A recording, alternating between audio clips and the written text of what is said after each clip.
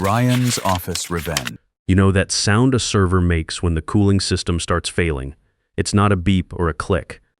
It's this low whining noise that gets under your skin like equipment breaking down slowly. I heard that exact sound at 8:04 a.m. on a Tuesday morning, except it wasn't coming from any machine. It was coming from my career. My name is Jack Morrison. I'm 47 years old, and I want to tell you how I finally got what I was worth. I'm sitting in the break room at Southwest Supply Solutions, eating a ham sandwich and trying to ignore the Phoenix heat creeping through the windows. It's 118 degrees outside, which means our server room is running hot again. I've been telling management for months we need better cooling, but apparently that's not in the budget. I've been at this company for 14 years. Started right after I got out of the Air Force. Back then, Ray Hudson and I built this place from nothing. He handled the business side. I created Chainlink, the supply chain platform that runs everything. Every shipment, every inventory count, every delivery route that keeps our clients happy goes through code I wrote on a secondhand laptop. The diabetes medication kicked in about an hour ago, so my glucose levels are stable at 115. That's important when you're about to have your world turned upside down. Brady Walsh is sitting 2 tables over, showing something on his laptop to Tess Barrett from Help Desk. Brady's 28, junior systems architect, fresh out of ASU. Nice kid. Eager. Last month he asked me how to configure SSL certificates. This morning I accidentally saw his salary on that screen. $138,000 base salary. Junior level, I make a $119,000. After 14 years, after building the platform he was hired to maintain, after being on call every weekend for the past decade while he was in college, I checked my glucose meter. 127. Still normal range, but climbing. I didn't finish the sandwich, just walked straight to HR. Donna Pierce runs human resources. She's got motivational posters about teamwork and a coffee mug that says world's okayest boss. She looked up when I walked in and didn't seem surprised to see me. Donna, I need to talk about compensation. Of course, Jack. Have a seat. I stayed standing. Brady Walsh is making $138,000. I'm at $119,000. I built Chainlink. I maintain it. I've been here 14 years. She did that thing people do when they're about to give you bad news. Folded her hands, leaned back, sighed, like she was doing me a favor by explaining reality. Jack, to attract new talent, we have to stay competitive with market rates.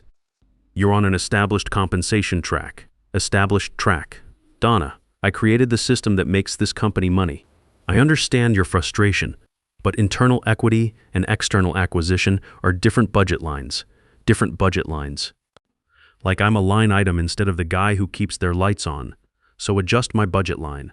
Reflect my actual value. Another sigh.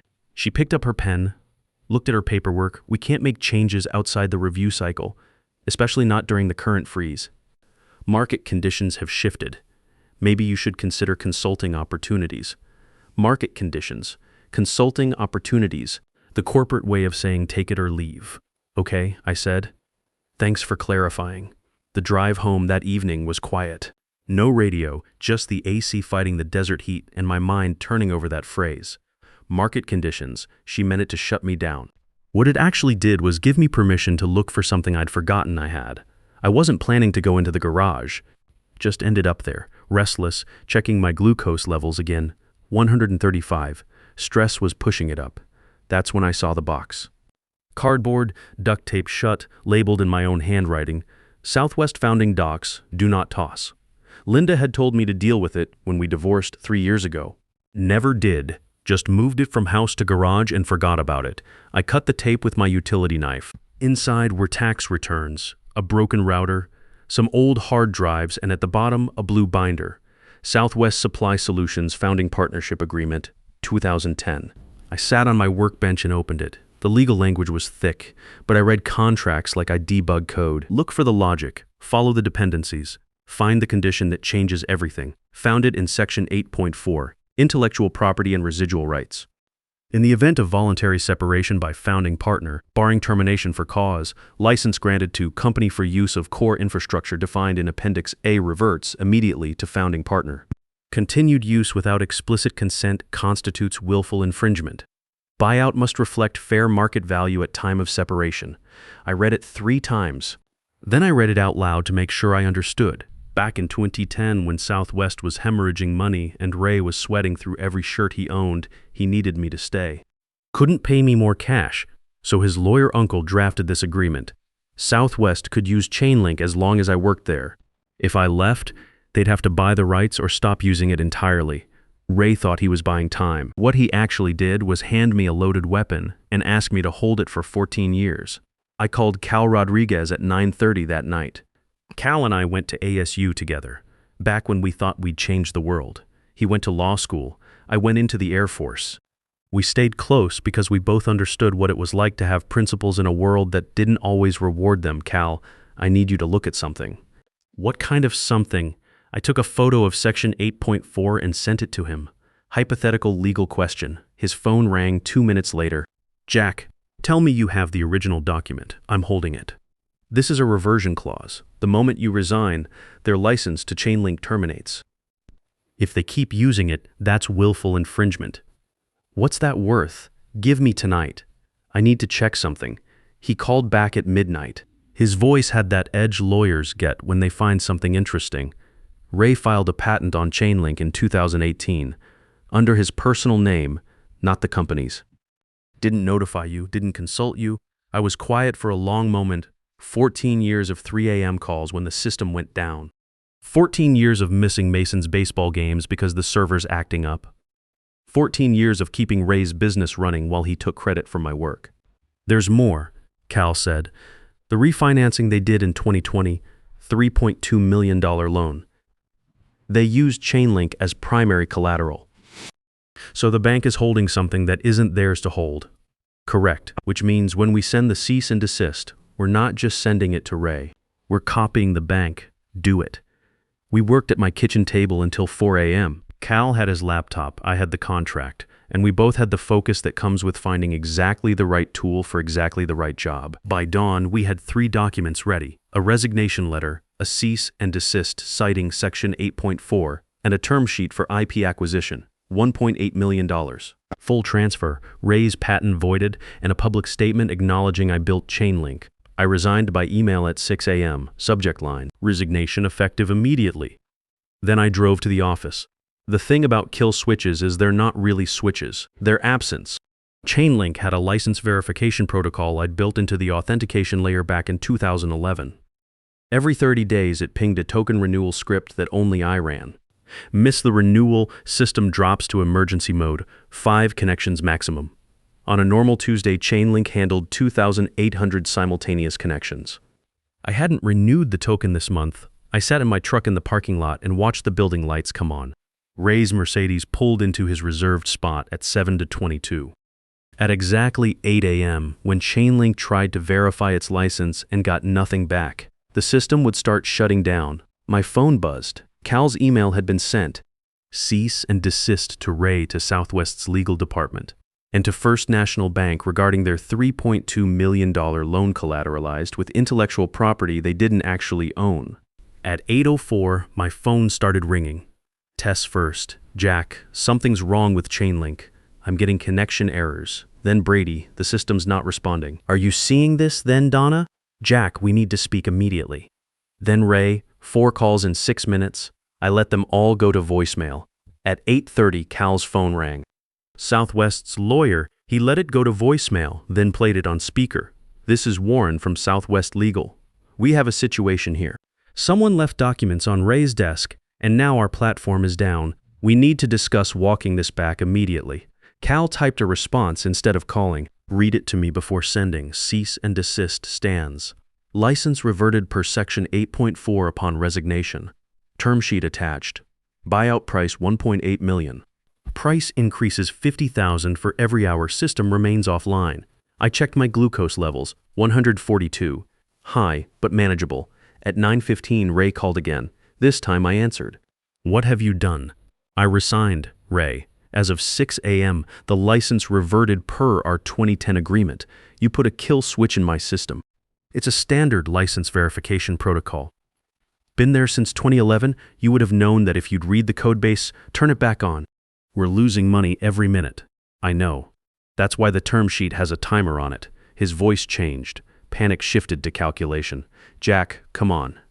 We built this together. What do you want? A raise? Fine, 140,000. Just get back in here. I looked at the building. Through the windows, I could see people moving fast, stress written in their body language. That offer was relevant yesterday. Now, this is an intellectual property acquisition. You can't be serious. You filed a patent on my code in 2018 under your personal name. You used my platform as bank collateral without telling me. And when I asked Donna for market adjustment, she told me to consider consulting opportunities. I paused. I considered them. I hung up. Patricia Hudson called it 10 to 47, Ray's wife, and the one who actually controls the money at Southwest. Mr. Morrison, I've reviewed the term sheet. Good. Ray mishandled this. I want you to know I understand that. Her voice was steady, professional. But 1.8 million is significant. It's less than 6 months of revenue from a platform I built and maintained for 14 years. And it's considerably less than what the bank is going to want to discuss. A pause. I could hear someone in the background, Ray, probably pacing and gesturing. What else is on your list? Ray's patent gets voided. Full transfer, not a license, and a public statement. Not an apology, just facts. The outage was caused by an IP licensing issue, and Chainlink was designed and built by me. Give me 2 hours. Cal and I moved to his office downtown. From his conference room window, we could see the Southwest building. Through my laptop, I could see the Chainlink status dashboard. Red bar, steady and unblinking. 47,000 failed connection attempts and counting. I thought about the trucks sitting at distribution centers in Nevada. The warehouse manifests in Texas that weren't loading.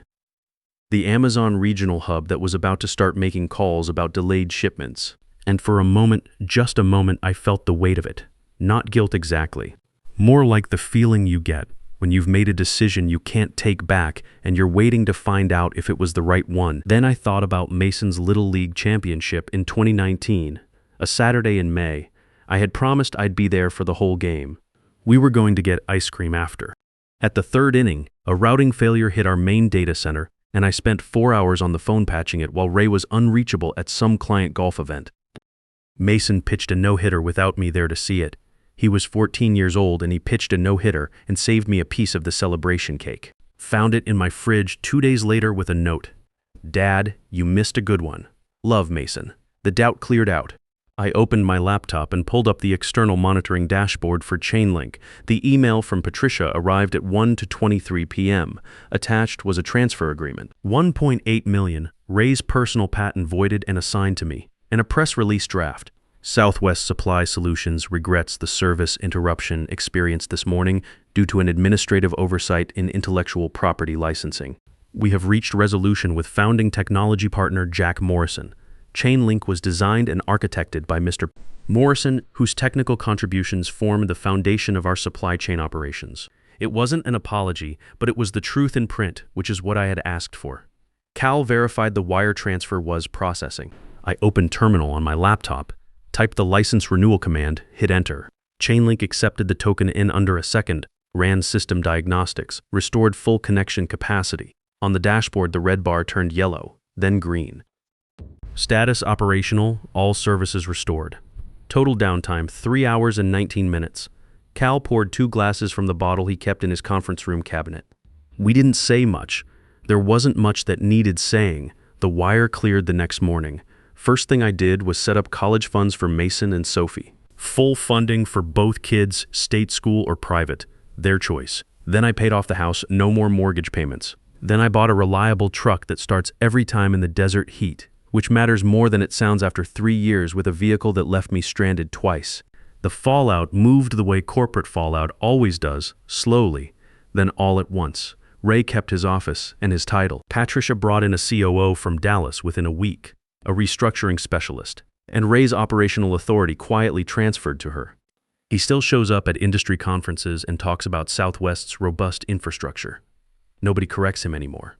It stopped mattering. Donna's still there. The salary freeze got lifted 2 weeks after I left. Across the board, 15% increase for all senior staff. Funny how budget appears when the alternative is worse. Brady quit 6 weeks later. Turns out maintaining a platform you don't understand is different from interviewing for one. The new senior architect they brought in is 52 years old, ex-IBM, and makes $165,000 base salary.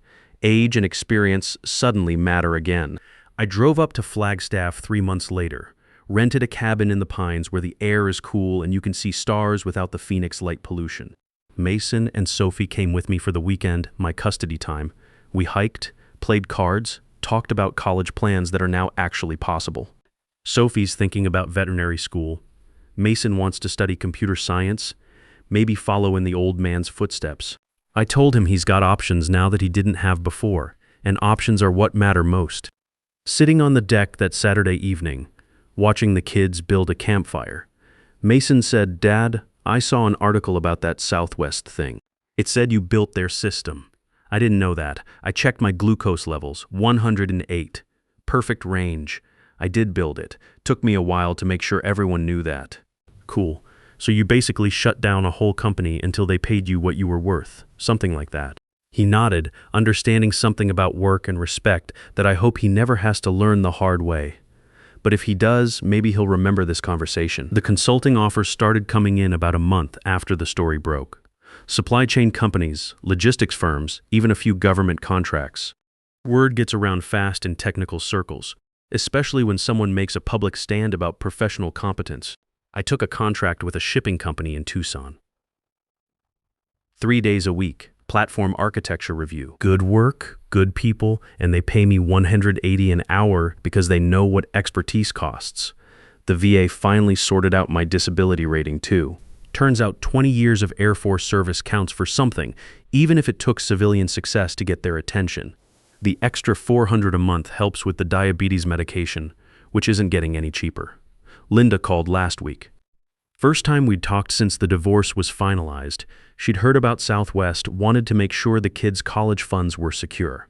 We talked for an hour, mostly about Mason and Sophie, but also about how different things might have been if I'd stood up for myself years earlier.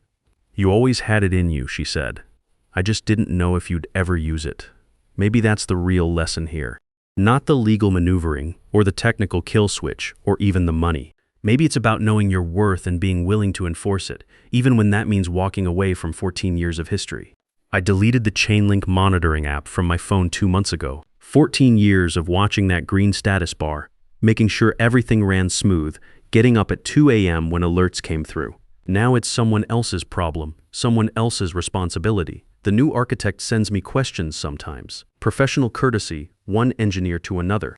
I answer what I can, point him toward resources, give him the context he needs. No hard feelings there. The system's bigger than any one person's ego. But I don't work for free anymore. Consulting rate applies to everything, even friendly advice. That's not being petty. That's understanding that expertise has value, and value needs to be recognized. My blood sugar's been stable for months now. Stress will do that to your glucose levels, and I'm not carrying the same stress I used to. Sleeping better too. Turns out financial security and professional respect make decent medicine. I still drive past the Southwest building sometimes when I'm heading to the Tucson contract. The parking lot's always full, the lights are on. Business continues. Chainlink keeps running because it's good architecture. Built to last. I'm proud of that work even if it took a legal battle to get proper credit for it. The best part isn't the money, though the money changed everything. It's the respect. When I walk into client meetings now, people know my name before I introduce myself. They've heard about Chainlink, about Southwest, about what happens when you mess with someone who knows their worth. Last month I got a call from a startup in Denver. Young CEO, probably 30, had heard my story through the engineering network. His company was building supply chain software, needed someone who understood enterprise architecture. "Mr. Morrison, we'd like to bring you in as a technical advisor." "What's the rate?" We were thinking equity-based compensation, long-term upside. I stopped him right there. I don't work for equity anymore. My consulting rate is $200 an hour. Minimum 20-hour monthly retainer paid in advance. Silence on the other end. Then, that's higher than we budgeted. Then, you can't afford me. But when you're ready to pay for real expertise, call back. He called back 3 days later, full rate, full retainer, and a respect in his voice that wasn't there the first time. That's the difference. Not just the money, but what the money represents. When you charge what you're worth, people treat you like you're worth it. I've been working with a business attorney on intellectual property protection. Every contract now has bulletproof IP clauses. Every piece of code gets properly documented ownership. I learned that lesson once, won't need to learn it again. Mason graduated high school last month, full scholarship to ASU engineering program, but he's got the college fund backing him up for graduate school if he wants it. Different kind of security than I ever had. At his graduation party, one of his friends asked what I do for work. My dad's the guy who built Chainlink, Mason said. You know, that system that runs half the shipping in Arizona. He made Southwest pay him almost $2 million for it. Kid looked impressed. Mason looked proud. That's worth more than any settlement. Sophie's doing well too. Started working part-time at a veterinary clinic, saving money for college even though she doesn't need to. She's got that independence gene, wants to earn her way. I respect that, but she's got options if she needs them. The health situation's stabilized, blood pressure down, glucose levels consistent, sleep quality improved. Amazing what happens when you're not carrying the stress of being undervalued for 14 years. My doctor says I've added years to my life by reducing the chronic stress load. Linda and I have been talking more, not about getting back together, that ship sailed, but about co-parenting, about the kids' futures, about how things might have been different if I'd found my backbone sooner. You were always technically brilliant, she told me last week. You just needed to learn that brilliance without boundaries gets exploited. Boundaries. That's the word she used. Not anger, not revenge, not bitterness. Boundaries. I still get updates from Southwest through the industry network. The new senior architect is doing fine. Chainlink runs smooth, handles the load, processes the transactions. Good architecture lasts. Ray's still there, still has his title. But everyone knows Patricia runs the show now. The company's doing well financially. Better probably now that they're paying market rates for senior talent. Brady Walsh landed at a smaller company in Scottsdale. Systems administrator role, not architect level. Sometimes you need to match your position to your actual skills. Nothing wrong with that. Everyone starts somewhere. Cal Rodriguez made partner at his firm 6 months after our Southwest case. IP litigation is good business when you know how to handle it right. He sends me referrals now, other technical professionals who've been screwed over by their companies. I point them toward the right resources, help them understand their options. Some of them take action, some don't. That's their choice. But information is power, and every engineer should know what protections they have. The consulting work keeps me busy without owning me. 3 clients, all paying proper rates, all treating expertise with respect. I work from home most days, travel when necessary, set my own schedule. At 47, that's not early retirement, but it's close enough. Next month, I'm taking Mason and Sophie camping in Colorado. Real camping, tents, campfire, fishing, hiking. No cell service, no laptops, no system alerts, just family time and mountain air. We'll probably talk about college plans, career options, what it means to build something valuable, but mostly we'll just be together, which is what matters most. The old Jack Morrison would have been checking his phone every 10 minutes, worried about server uptime, ready to drop everything for some emergency that Ray couldn't handle himself. The new Jack Morrison turns the phone off and trusts other people to do their jobs. That's growth. That's what professional respect looks like. That's what happens when you stop accepting less than you're worth. People ask if I regret waiting so long to make my move. The answer's no. Everything happens when it's supposed to happen.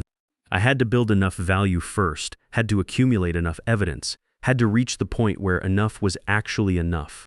But I also know that if I'd waited another year, another 5 years, the opportunity might have passed. Contracts expire, people retire, companies get sold. Timing matters in life just like it matters in engineering. The server room at Southwest probably sounds different now. New cooling system, better maintenance, proper temperature monitoring. The new architect knows what he's doing. That low whining noise I heard that Tuesday morning, the sound of something failing slowly, that's been fixed. Same as my career, same as my life. Sometimes you have to shut everything down, rebuild from the foundation up, and start fresh with better architecture. If you've spent years being the one who keeps everything running while someone else takes credit, if you've been told your experience doesn't match market conditions, if someone has looked you in the eye and suggested you consider consulting opportunities as a polite way of showing you the door, then you already know what this story is about. It's not about revenge, though justice feels good. It's not about the money, though financial security matters. It's about the moment you stop negotiating with people who were never negotiating in good faith. You built something. You know what it's worth. Make them say it out loud. Set your rate and stick to it. Document everything. Know your contracts. And remember, expertise that isn't respected isn't valued, and value that isn't recognized isn't compensated. Market rate, finally.